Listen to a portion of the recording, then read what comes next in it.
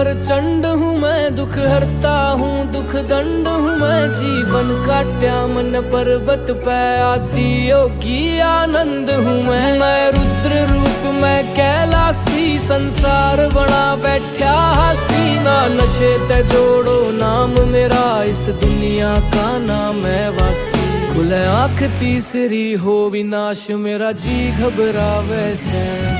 मैं भोला तांडव करया करूं, जग छोआ जावे से। मैं राख घोल के पिया करूं, जग